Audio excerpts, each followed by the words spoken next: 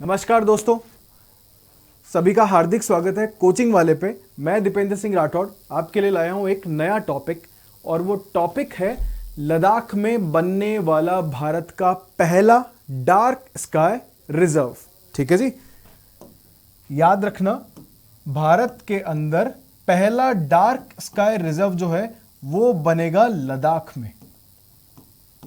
अब हम आज के वीडियो में जानेंगे कि डार्क स्काई रिजर्व क्या होता है, इसके क्या फायदे होंगे।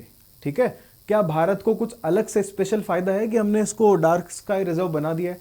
तो ये सारा हम लोग वीडियो में बात करेंगे, और आपके एग्जाम पर्सपेक्टिव से भी ये वीडियो बहुत काम का है। एक तो छोटा क्वेश्चन डायरेक्टली बनता है कि भाई भारत में पहला डार्क स्काई रिजर्व कहाँ शुरू किया गया है, तो आप बोल सकते हो लद्दाख। लद्दाख में कहाँ, अभी उसकी बात करेंगे पूरी की पूरी। ठीक है, और आपके ऐसे जो आते हैं, निबंध जो आते हैं सिविल्स में, उनमें भारत में अंतरिक्ष में या खोज में या इन सब में अगर आप लिखते हो ऐसे, तो हल्ले का जिक्र जो है, डार्क स्काई रिजर्व जो है, इसका जिक्र किया जा सकता है ऐसे कि लेंथ बढ़ेगी कंटेंट के साथ में। समझ आ रहा है?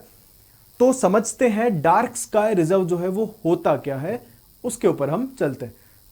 ठीक है, शुरू कर रहे हैं आज का टॉपिक। देखो, डार्क स्काई रिजर्व ज्यादा कुछ खास नहीं है इसमें। आप सबको पता होगा कि शहर जो है हमारे, उनमें प्रकाश जो है वो इतना, लाइट इतनी ज्यादा है कि रात को आसमान साफ नहीं दिखाई देता। याद करो, जब हम छोटे थे, गर्मी की छुट्टियों में बहुत सारे लोग आप में से गांव जाया करते थे, और गांव में जब आप रात को सोते हुए, जब बाहर सोते थे और गांव में रात को सोते हुए जब आप आसमान की तरफ देखते थे, तो आपको बहुत सारे तारे दिखाई देते थे, खास करके अंधेरी रातों में। ऐसा नहीं है चांदनी रात में नहीं दिखाई देता, गांव में चांदनी रात में भी तारे दिखाई देते हैं, अंधेरी में बहुत अच्छे से क्लियरली दिखाई देते हैं। तो बहुत सारे लोग आजकल टेलीस्कोप लेके आउटर एरियाज में जाते हैं कि भाई इन टेलीस्कोप से मैं क्या करूंगा, अंतरिक्ष में देखूंगा, तारों को देखूंगा, है ना।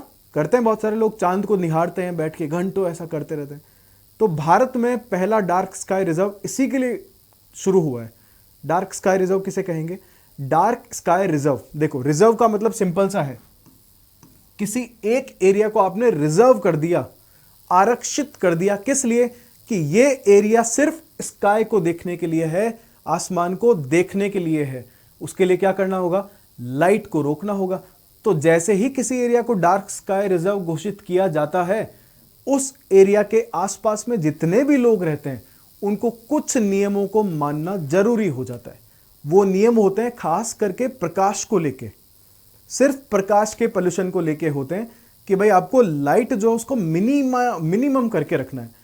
खास करके जो रोड लाइट्स है, हाई मास्ट लाइट होती है, जो बड़ी बड़ी लाइटें रोड के चौराहे पे लगी है और लगी है, उनको बंद कर दिया जाता है, ताकि रात में जो है ना एकदम घोर अंधेरा हो और बहुत अच्छे से आप आसमान को देख सको। जितना मतलब अंधेरा ज़्यादा, उतना ही आसमान आपको क्लियरली दिखाई देगा। बस शर्त एक है, बादल नहीं होने चाहिए। तो लद्दाख का जो एरिया है वहाँ आपको बादल नहीं मिलते, क्योंकि शुष्क एरिया है, रेगिस्तान है अधिकतर एरिया, आप सबको पता भी है। लेकिन ये जहां शुरू हुआ है वो वन्यजीव अभ्यारण्य है। खैर उसकी हम बात करेंगे, उससे पहले सिर्फ यही देखना है कि डार्क स्काई रिजर्व किसे कहोगे। तो एक ऐसा क्षेत्र जो कृत्रिम प्रकाश प्रदूषण को रोकता है, जो इंसानों ने प्रदूषण लाया है प्रकाश का, लाइट का, उसको रोकता है। आर्टिफिशियल वाले को रोक रहा है, नेचुरल जो है, जो प्रकृति ने बनाया, उनसे कोई दिक्कत नहीं है। जैसे चांद अपनी रोशनी जो है वो रिफ्लेक्ट कर रहा है, तो करने दो, उसको नहीं रोकेंगे कि चांद पे तिरपाल डाल के आ जाओ, रोशनी रोकेंगे, नहीं, ऐसा नहीं करना है। ठीक है, तो अधिकतर तौर पे क्या होगा, ये किसी जंगल में लगेगा या जहां ऑलरेडी ऑब्जर्वेटरीज है, वैधशालाएं हैं, वहीं पे इनको लगाया जाएगा। जंगल में क्या होगा कि विजिबिलिटी अच्छी होती है, तो ज्यादातर आपको नेशनल पार्क्स में ये मिलता है। तो भारत में भी नेशनल पार्क में ही शुरू किया गया। कहां किया गया मैं अभी आपको बताऊंगा। तो जो पहला अंतरराष्ट्रीय डार्क स्काई एसोसिएशन जो है, उसे 1988 में शुरू किया गया था, याद रखिएगा 1988। ओके, अब इसमें क्या होगा, इसमें जमीन को तारों के बेहतर दृष्टिकोण के लिए, तारों को बहुत अच्छे से देखने के लिए क्या करते हो आप, रिजर्व कर देते हो, आरक्षित कर देते हो। और जो इंपॉर्टेंट चीज है वो ये रही, 1993 में जब मैं पैदा हुआ था, तो मेरे पैदा होने की खुशी में अमेरिका वालों ने, सही बोल रहा हूं, मजाक मत लो भाई, 1993 में लेक मिशिगन जो है, मिशिगन झील जो है, ये अमेरिका में है, इसको उन्होंने दुनिया का पहला डार्क स्काई रिजर्व घोषित कर दिया था, मतलब दीपेंद्र सिंह राठौड़ के पैदा होने की खुशी में। ये देखो डीएसआर नाम भी उन्होंने ऐसा ही रखा है ना, मजाक कर रहा हूं भाई। 1993 में मिशिगन लेक जो है वो पहला डार्क स्काई रिजर्व घोषित हो गया था। अब बात करते हैं भारत के बारे में। उससे पहले एक छोटी सी बात और, एक नया वर्ड देखा होगा आपने यहाँ पे, प्रकाश प्रदूषण, लाइट पोल्यूशन जो है। आपने अभी तक बचपन से ऐसे लिखते आ रहे हो, निबंध लिखते आ रहे हो, तो उनमें आपने लिखा होगा वायु प्रदूषण, जल प्रदूषण, ध्वनि प्रदूषण, मृदा प्रदूषण, बहुत सारे प्रदूषण लिखे होंगे। अगली बार जब ऐसे लिखोगे तो उसमें लाइट पोल्यूशन के बारे में भी लिखना कि इसके कारण जानवरों को भी बहुत प्रॉब्लम होती है। जो रात के जानवर हैं उनको आप लाइट दिखा दोगे तो वो उनकी तो पूरी लाइफस्टाइल चेंज हो गई यार, समझ रहे हो ना आप। जो दिन में नहीं निकल रहे हैं, चमगादड़ है, उल्लू है, ऐसे बहुत सारे जानवर होते हैं, तो जो दिन में नहीं निकलते, क्यों नहीं निकलते? दिन में लाइट होती है, अब रात में भी लाइट पूरा जगमग कर दिया, उनको समझ नहीं आ रहा है। उनको लग रहा है साला सिस्टम चेंज हो गया क्या, सूरज भी घूमने लग गया क्या, अर्थ के साथ साथ रात होती ही नहीं है। ठीक है, तो लाइट पोल्यूशन जो है इसको भी रोकने के उपाय चल रहे हैं, करने भी चाहिए, हमें भी करने चाहिए। चलिए अब आगे बात करते हैं, भारत में जो पहला डार्क स्काई रिजर्व बना है वो कहां बना है। तो ये हम डिस्कस कर ही चुके, मैं आपको शुरू में ही बता चुका कि भाई लद्दाख में शुरू हुआ है। लद्दाख में कहां? लद्दाख में एक जगह है हनले, वहां पे इसे शुरू किया गया। कहां किया गया? हनले के अंदर, लद्दाख के हनले में। और वहां चांगथांग वन्य जीव है, चांगथांग वन्य जीव अभ्यारण्य जो है उसके अंदर इसको शुरू किया गया।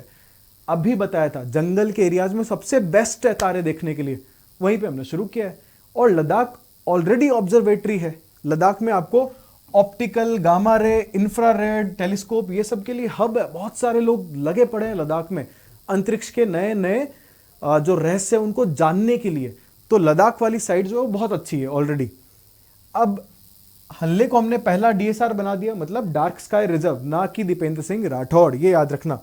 ठीक है, तो यहाँ का मौसम अच्छा है, आसमान साफ रहता है। उसके अलावा जो याद रखने वाली चीज है, चांगथांग वन्यजीव अभ्यारण्य के लगभग 22 किलोमीटर के एरिया में ये डीएसआर जो है, डार्क स्काई रिजर्व जो है वो घोषित किया गया है। इस 22 किलोमीटर के एरिया में कुछ कानून होंगे, वो सबको मानने पड़ेंगे, चाहे तो वहां के स्थानीय लोग हों या वहां जाने वाले आपके और मेरे जैसे पर्यटक जो नेचर को निहारने जा रहे हैं। हम देखना चाहते हैं कि कितने तारे रात में दिखाई जाते हैं, मतलब दिखाई देते हैं। बहुत सारे लोग जाते हैं ना हिमालय खुले में, वो कैंपिंग करते हैं और फिर रात को नदी किनारे बैठ के आप तारे देखते हो। ऐसा ही कुछ बहुत अच्छा सा नज़ारा आपको यहाँ दिखाई देगा, तो इसके फायदे भी हैं।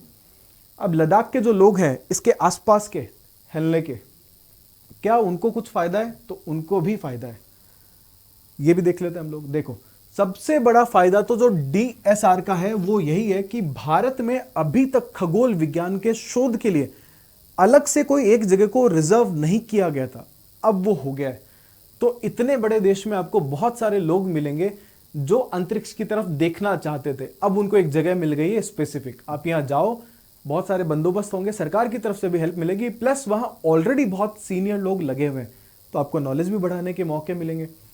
तो जो लोग खगोल के क्षेत्र में जाना चाहते हैं, जो अंतरिक्ष की तरफ स्पेस में जाना चाह रहे हैं, मतलब मैं नासा और इसरो की बात नहीं कर रहा हूं, जो रिसर्च टेलीस्कोप वगैरह से करना चाह रहे हैं कि ये ऐसे हो गया, ये ऐसे हो गया, वो लोग जो है डार्क स्काई रिजर्व विजिट कर सकते हैं। बिल्कुल जाना ही चाहिए उनको, और आपके और मेरे जैसे लोगों को भी जाना चाहिए, बहुत अच्छा लगेगा। नेचर के साथ जुड़ने में अच्छा लगता है, क्योंकि यहाँ का नेचर तो हमने खत्म कर दिया है। अब वहीं जाएंगे, अपने पेड़ काट के वहां जाके बोलते हैं कि अरे वाह कितना अच्छा माहौल है, अपने वाले निपटा दिए हमने।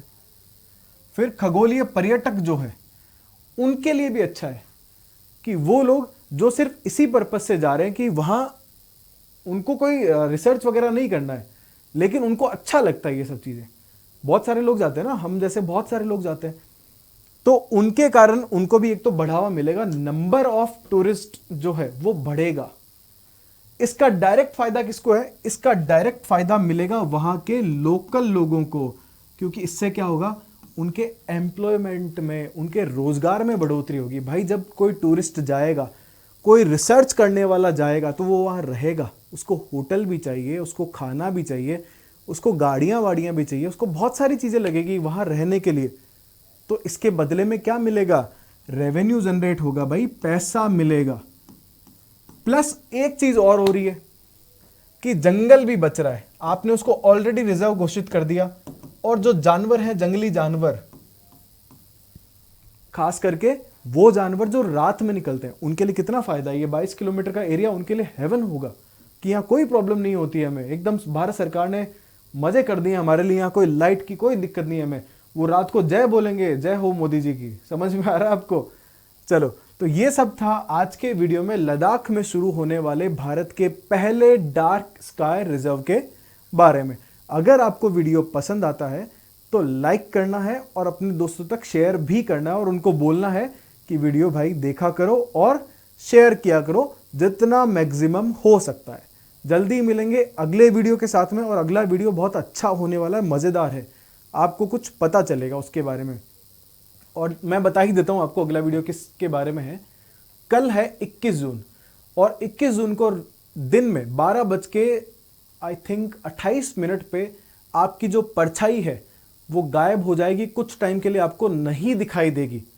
उसके ऊपर अगला वीडियो आने वाला है, तो स्टे ट्यून्ड। और आपको क्या करना है, चैनल को सब्सक्राइब करना है और शेयर करना है। मिलते हैं जल्दी अगले वीडियो के साथ में, तब तक के लिए अपना ध्यान रखिए। जय हिंद, जय भारत।